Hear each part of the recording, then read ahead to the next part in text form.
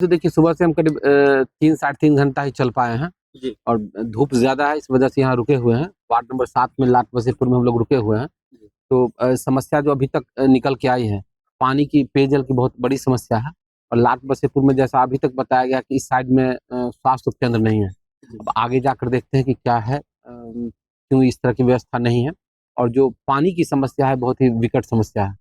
मतलब कोई भी ऐसा वार्ड नहीं है जहाँ सही ढंग से सही समय पर पानी पहुँच जाए। कहीं पानी है कि बर्बाद हो रहा है, हुँ। उसमें कोई व्यवस्था ही नहीं, पानी निकल रहा है तो निकल रहा है और कहीं है कि पानी ही नहीं पहुँच पा रहा है। तो ये और गर्मी जैसे-जैसे बढ़ेगी, तो ये चुनौती और भी ज़्यादा खतरनाक स्तर पर चली जाएगी। तो जब पानी नहीं होता तो सबसे ज़्यादा दिक्कत महिलाओं को होता है। आज कितने पंचायत का भ्रमण हो चुका है? आज तो गंगापुर का कुछ हिस्सा बचा हुआ था और उसके अलावा लाट वसीपुर का 4 वार्ड को भी हमने कवर किया है। अब आगे यहाँ से हम 7 नंबर वार्ड में, अब यहाँ से हम आगे बढ़ेंगे। सर, आज अमर सिंह बाबा के स्थल पर आप बैठे हुए हैं, जहाँ पर साहनी समाज के समुदाय ज़्यादातर रहते हैं और इस इलाका में आज भी इस टोले मोहल्ला में एकमात्र नौकरी करने वाले हैं। आज भी यह साहनी समाज शिक्षा से वंचित और पानी से तो सदा के लिए वंचित हो गया है, जिससे यहाँ के लोग कहते हैं कि अब हमारा बच्चा भी नदी में तैरना भूल चुका है। नदी है कहाँ? जो इकलौता यहाँ नदी था जमुआरी, तो सूख चुकी है। नदी है कहाँ कि तैरेगा बच्चा? हुँ। सबसे बड़ी बात तो ये है, साहनी समाज का के लिए सबसे मुख्य जीविकोपार्जन नदी ही था हुँ। और नदी ही सूख गया है तो कहाँ वो बच्चा तैरेगा, कहाँ वो मछली मारेगा, कहाँ वो जो जल फल होता है उसका उत्पादन करेगा या किसी तरह का व्यवसाय कहाँ करेगा? तो नदी जो सूख गया है इसकी वजह से भी पलायन बढ़ा है। ये भी एक पलायन की बहुत बड़ी समस्या है। जो कृषक हैं उनके लिए भी बड़ी चुनौती है, भाई वो पानी कहाँ से लाएँ खेत में। जो मवेशी पालक हैं उनके लिए भी चुनौती है कि कैसे भाई वो अपने मवेशी को सही ढंग से पालन करें। जो आस-पास का क्षेत्र है वहाँ वाटर लेवल डाउन हो गया है। तो आप मतलब पानी है ही नहीं कि साहनी समाज का बच्चा या किसी समाज का बच्चा तैरेगा। नदी सूख चुकी है और काफ़ी दुर्भाग्यपूर्ण स्थिति है। वो तो मैं कह ही रहा हूँ। और जो 4 वार्ड है यहाँ कोई स्वास्थ्य की व्यवस्था नहीं है, कोई स्वास्थ्य उपकेंद्र यहाँ नहीं है। सभी लोग प्राइवेट हॉस्पिटल पर ही डिपेंडेंट हैं। आपने इतना गाँव भ्रमण करके अभी तक सभी समस्या को सुना, लेकिन इसका हल कैसे होगा? देखिए हल के लिए हम दूसरे राउंड में जो अपनी यात्रा निकालेंगे, संवाद यात्रा, उसमें हम उन समस्याओं को समाधान के लिए हम बताएँगे कि किस तरीके से समाधान किया जा सकता है। हालाँकि जो छोटी मोटी समस्या होती है वो अपने स्तर पर स्थानीय प्रशासन को कह के हम समाधान करवा देते हैं और जो बड़ी समस्या है, जो नीतिगत समस्या है, उसका कैसा समाधान होगा, उसके पीछे मेरा क्या विज़न है, वो लेकर फिर हम अपनी अगली यात्रा आएँगे, उसमें लोगों के साथ हम संवाद स्थापित करेंगे। अभी तो इस यात्रा में हम लोगों को सुन रहे हैं। जो उनकी समस्या है उसको देख रहे हैं, उसको महसूस कर रहे हैं। सबसे बड़ी बात है कि अगर मैं इस क्षेत्र का प्रतिनिधित्व करना चाहता हूँ, तो ये मेरी नैतिक ज़िम्मेदारी है कि मैं यहाँ की जो समस्या है, जो यथार्थ है, उसको महसूस करूँ, उसको देखूँ, उसको समझूँ। आप जो पोस्टर आपका मैं देखता हूँ हर जगह लगाया जा रहा है, उसको रात्रि के अंधकार में हटाया जाता है। ये कहाँ तक सही? देखिए, ये तो बिल्कुल गैर लोकतांत्रिक तरीका है और कितना पोस्टर कौन किसका हटा सकता है। आप 10 पोस्टर हटाइएगा, 50, जितना आप पोस्टर हटाइएगा, उतना लोगों में उसके प्रति प्रेम बढ़ेगा और जो लोगों के हृदय में पोस्टर बसा हुआ है, उसको आप क्या कीजिएगा? अगर मैंने पोस्टर लगाया है कि पीए का नेतृत्व नहीं, सारंजन का बेटा चाहिए, तो जितने लोग हैं, आवाम है, वो सभी पीए के नेतृत्व से त्रस्त हैं। सभी उस नेतृत्व को नकार रहे हैं। तो जो मेरा बैनर या पोस्टर लगा हुआ है सड़क किनारे, उसको आप फाड़ सकते हैं या हटा सकते हैं। लेकिन लोगों के हृदय में, जो उनके ज़हन में बैठा हुआ है कि निरंकुश पीए का नेतृत्व कभी स्वीकार्य नहीं है, उसको आप कैसे हटाइएगा? कहाँ से खत्म कर सकते हैं उसको? पिछला बार जो आपने यात्रा किया था, उसके बाद आप सरायरंजन का दूसरा चरण 2 शुरू किए। तो पहले और दूसरे में क्या फ़र्क लगा? फर्क तो ऐसा अभी तक कुछ नहीं लग पाया है।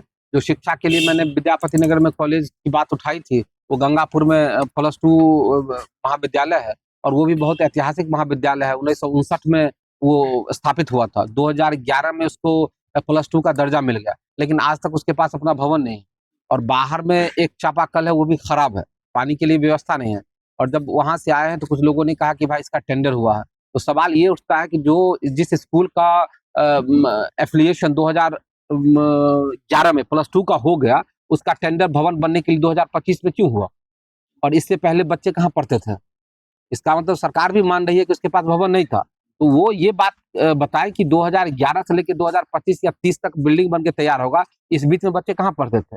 आज एक प्राइवेट स्कूल एफिलिएशन लेने के लिए जाता है, तो पहले गवर्नमेंट उसके सामने 10 नियम कानून रखता है कि भाई ये बिल्डिंग होना चाहिए, ये टीचर होना चाहिए, ये फैसिलिटी होना चाहिए। तो फिर जिस स्कूल के पास फैसिलिटीज नहीं है, उसको कैसे मान्यता मिल गया?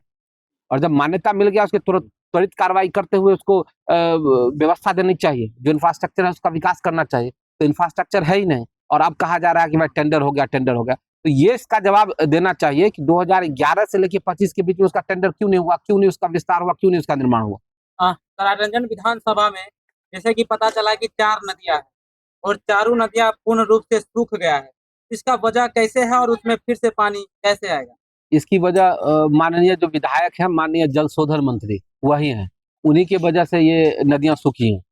वो 2010 से सत्ता में हैं और कई बार जल संसाधन मंत्री रह चुके हैं, और उनके क्षेत्र में 4 नदियों का सूख जाना, ये जवाब उनको देना चाहिए कि आखिर वो सब जल लेके किए क्या, कहाँ जल को भेजे हैं, क्या किए हैं, ये जवाब उनसे पूछा जाना चाहिए। और मुझे नहीं लगता कि और भी कोई ऐसा विधानसभा हो या कोई ब्लॉक हो जहाँ की सारी नदियां सूख जाएं और उसका इंचार्ज जो है जल शोधन मंत्री हो। ऐसा ये तो विश्व का वाकई 8वां अजूबा है। सर, आप कड़ी धूप में कहीं ना कहीं पैदल यात्रा कर रहे हैं, इतना हिम्मत और जज्बा कहाँ से आता है? देखिए, लोगों का जो उत्साह है, समर्थन है, वहां से मिलता है।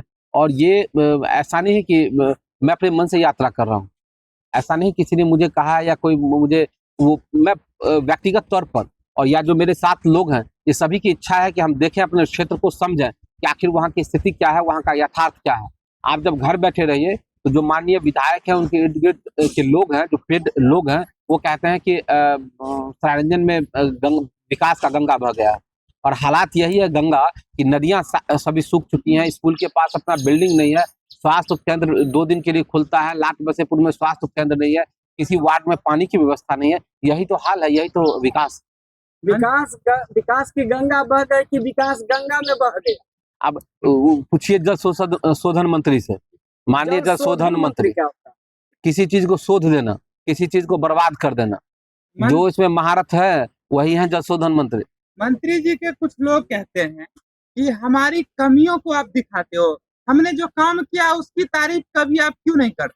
कौन सा काम बताइए ना, उनसे पूछिए कि कौन सा काम हमको बताएं कि हम फलना काम किए हैं माननीय मंत्री, और सही में किए होंगे तो जरूर तारीफ करेंगे। ये पहले बताइए तो कौन सा काम किए हैं। सरायरंजन विधानसभा के जनता जो कॉलेज के आसपास है वहाँ पे कह रहे हैं, जो इस साइड में आइए तब तो दिखाएंगे। तो क्या कौन सा कॉलेज?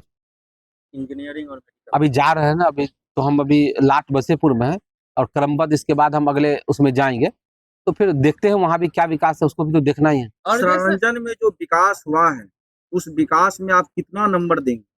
तो इसका मतलब मंत्री जी के लोग मानते हैं कि जो विकास जो है सिर्फ मतलब मेडिकल कॉलेज के आसपास हुआ है, उनका ये मानना है, पूरे सरायरंजन में नहीं हुआ है। यही है ना, उनका यही कहना है ना कि पूरे सरायरंजन में विकास जो है वही मेडिकल कॉलेज के इर्द गिर्द हुआ और कहीं नहीं हुआ। तो चलिए, इसका मतलब हमारी बातों को वो मान रहे हैं कि अभी तक जहां तक हम यात्रा किए हैं विकास नहीं पहुंचा है। अब वो उनके दावा जो है कि भाई कॉलेज के आसपास, वहां पहुंच रहे हैं, वहां भी पड़ताल हम करते हैं कि क्या विकास